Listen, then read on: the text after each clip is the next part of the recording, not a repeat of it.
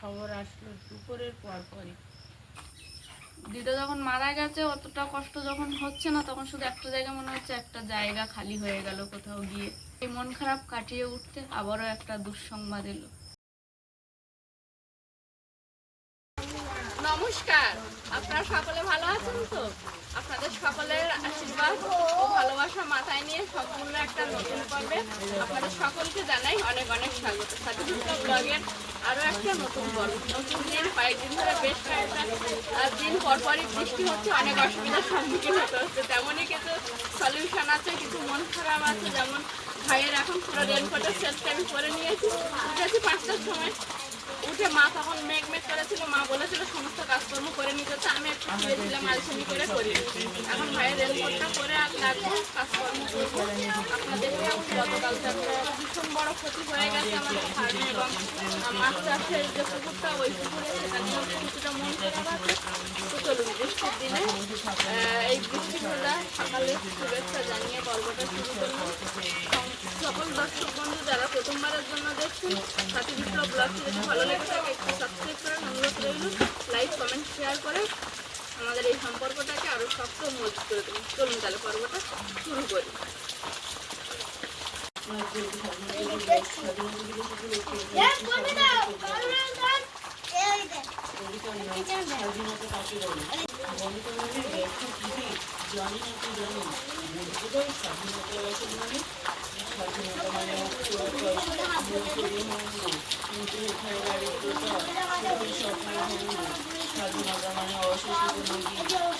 ও মা, একেবারে বড় পুকুরে জল ছেড়ে এসছি। তা মনে হয় না ওই থালা যেটা দিয়েছিল না, ওইটা আমি আটকাতে পারবো। আটকানোর সময় হয় তোমাকে নেই, বাবাকে যেতে হবে। আর এই পুকুরে কি জল ছেড়ে দিয়েছিল সকালবেলা উঠে? হ্যাঁ, এপার ওপার দুপারই ছেড়ে দিয়েছে। হ্যাঁ, জল যাচ্ছে। এটা খুব হাতে পেলাম না তো, কিছু নেই ভোলের নিচে। হ্যাঁ, আমি হাতে পেলাম না, হাতে পাচ্ছি সব দিলাম তো দেখলাম নেই এর মধ্যে কিছু। মনে হলো ঝোল খোলা। আর মুরগির খাবার দিয়ে বার করবো কি করে, ঘর তো পুরো কাদা হয়ে গেছে। বেলায় কি একবার দিয়ে আর ছেড়ে দেবে? আচ্ছা, বাবা সে একা পলিথিন তুলছিল, ভাইটা টিফিন করতে আসছিল, এক গাদা করে জল হয়ে গেছে পেছনে। আবার তাই খানিক্ষণ ধরে ধরে দিলাম।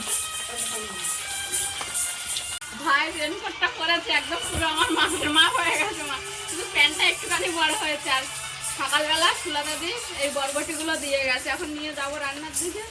তবে এখন রান্না বান্না তেমন কোনো কিছু নেই। পান্তা আছে, গত রাতে অনেকটা ভাত ছিল, সেই পান্তাই আজকে সকালবেলা খাওয়া হবে।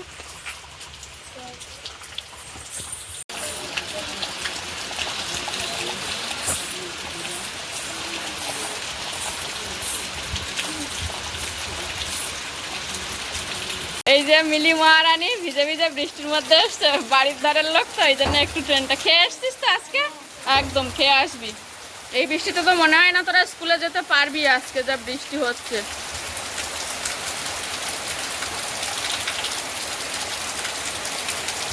আজ 15ই আগস্ট, আমাদের সকল ভারতবাসীর কাছে গর্বের দিন, স্বাধীনতা দিবস।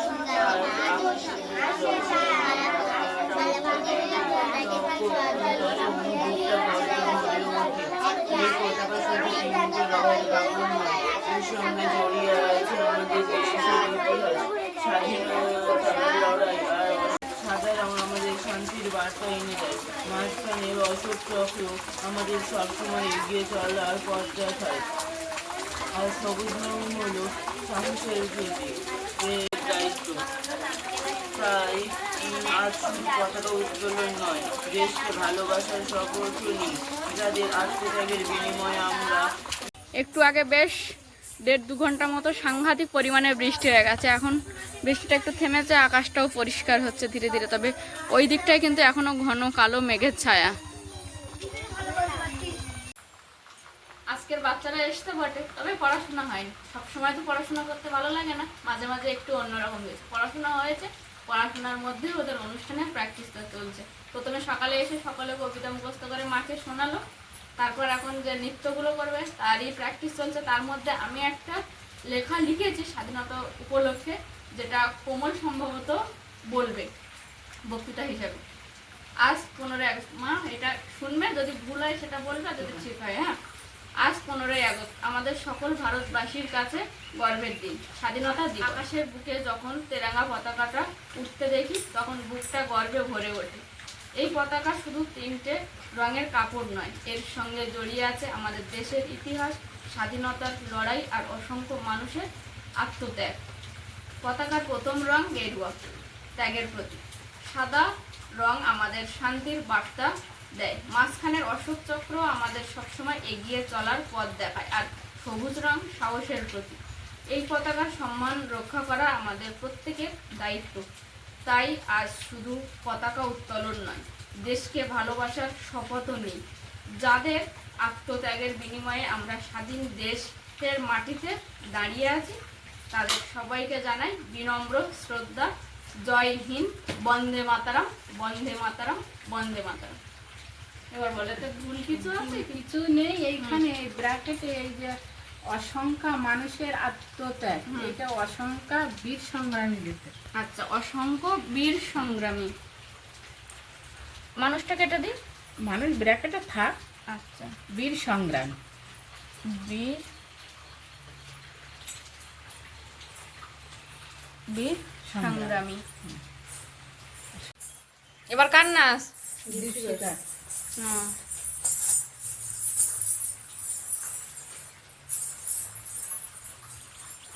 ওরা দুই বোনই খুব খুশিতে আছে। দুই বোনই রাত্রি নৃত্য কম্পিটিশন করেছে।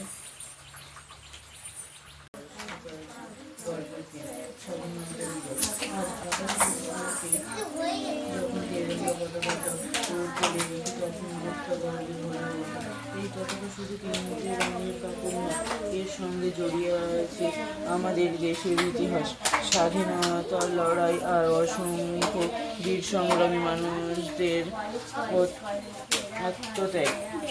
পড়তে অসুবিধা হয়নি তো? হাতের লেখা বুঝতে পেরেছিস সবটা? ঠিক আছে, তাহলে মন দিয়ে পড়াশোনা করে মুখস্থ করে ফেলো। এবার কার? মিলির নাচ।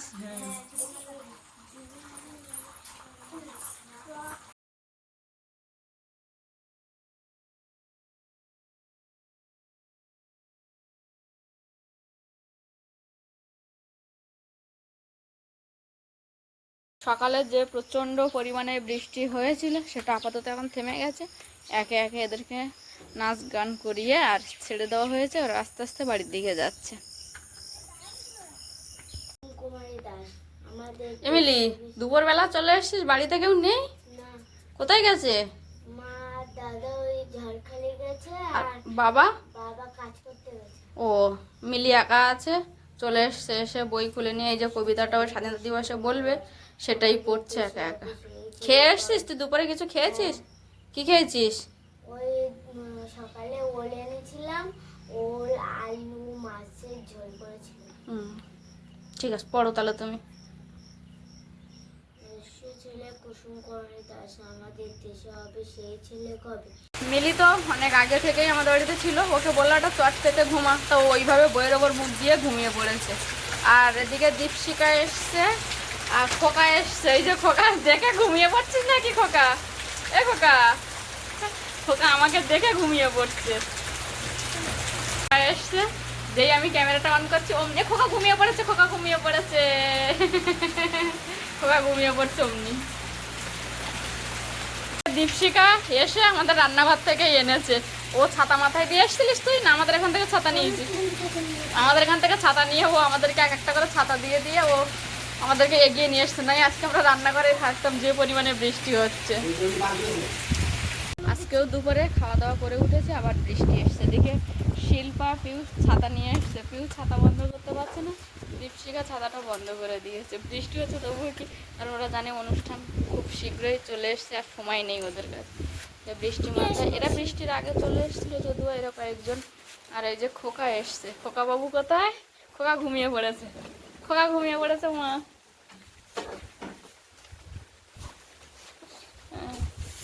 বৃষ্টি মাথায় করে হলেও এরা ছোট মানুষ, ছাতা এখনো বন্ধ করতে শেখেনি। পিউ তবুও ছাতা নিয়ে ঠিক চলে এসছে।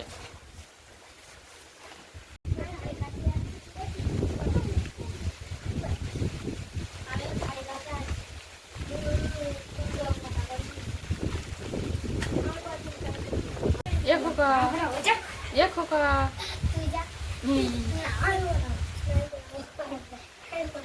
পিউ তো ছোট মানুষ, পিউ একটা কবিতা মুখস্থ করছে, সেটা এখনো একটু মুখস্থ হয়নি, তাই এখন এরা দুজন হচ্ছে কে পড়াবে, কম্পিটিশন হচ্ছে পিউকে কে পড়াবে।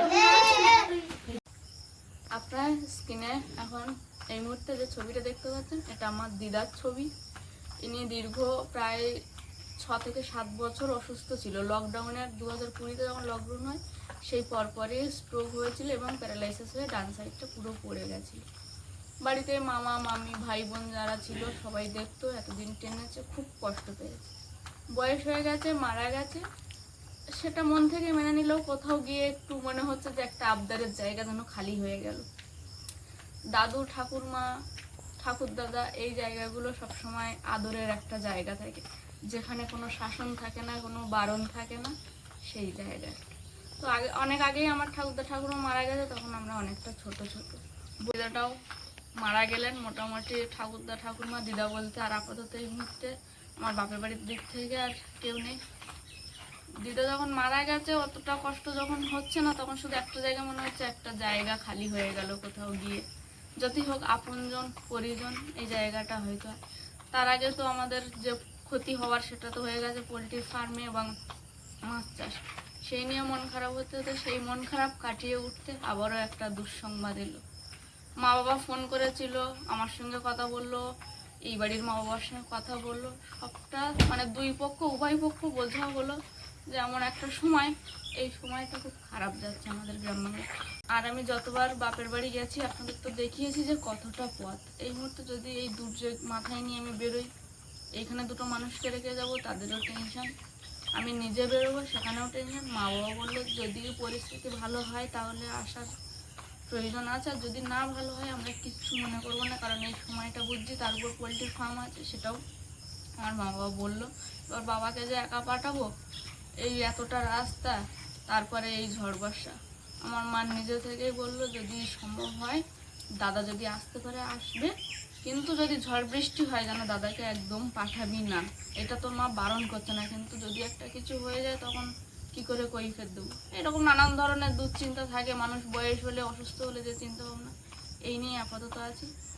তবে হয়তো কিছুটা সময় খারাপ যায়, আমাদের সেইটাই যাচ্ছে, যে কয়েকটা দিন এখন হয়তো পরপরই খারাপ যাবে, তারপর আবার ভালো হবে পরিস্থিতি, মানসিক অবস্থা সব কিছু। তার মধ্যেও আমাদের আবার অনুষ্ঠান আছে। তো চলুন এইভাবেই দিনগুলো আস্তে আস্তে পার করি। বন্ধুরা, প্রাকৃতিক দুর্যোগে যেটা হওয়ার সে তো হয়েই গেছে, চিন্তা ভাবনা করেও আর কিছু করা যাবে না। সেই সাথে সাথে আবার একটা খবর আসলো দুপুরের পরপরই, বৌমার মা মারা গেছে। সেখান থেকে বৌমার একটু মন মেজাজ খারাপ, যেহেতু দিদিমা ছোটোবেলার থেকে অনেকটা দিদিমার আদর যত্ন, কোলে ওঠে, কোথাও যাওয়া ঘোরা। তা আজকের ভিডিওটা খুব বেশি করে করাও যাবে না, ভালো মনে করতেও পারলাম না, আপনাদেরকে জানালাম, সেই খবরটাও দিলাম। তারপর পরে এমন একটা সময় মারও কাজ পড়ে গেছে ঠিক স্বাধীনতা দিবসের আগের দিন। বৌমার সঙ্গে কালকে রাত্রে বৌমার বাবা মা আমার সবার একসাথে কথা হলো। মানে এতটা দূরত্ব রাস্তা, 4টে নদী, আপনারা হয়তো দেখেছেন বৌমা যখন যায় পরপর পেরিয়ে যেতে হয়, যাওয়াটাও সম্ভব না।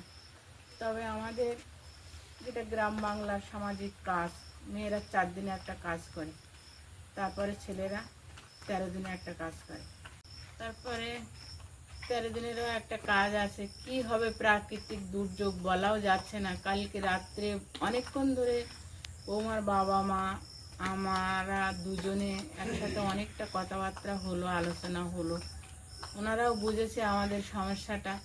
এখন প্রাকৃতিক দুর্যোগের উপরে সব কিছু চিন্তা ভাবনা, বৌমার মনের উপরে প্রেশারও দেওয়া যাচ্ছে না। তাই আপাতত ভিডিওটা এখানেই রাখছি। নমস্কার।